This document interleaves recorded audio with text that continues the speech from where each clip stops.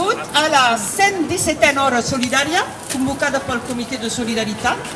Una hora solidària per denunciar la repressió que pateixen els catalans a l'estat espanyol, un estat que segueix amb una estratègia de persecució i destrucció del moviment independentista, tot primer anihilant la dissidència política i els seus representants, després utilitzant la repressió i la por envers el poble i avui dia amb una campanya en contra el català, en contra la nostra C.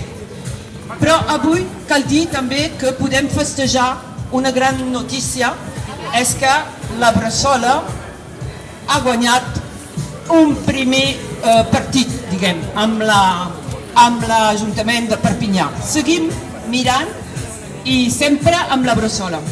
Doncs avui encara cantarem Nadales per la llibertat de pensar i viure plenament en català, cantem el nostre patrimoni per defensar el nostre idioma.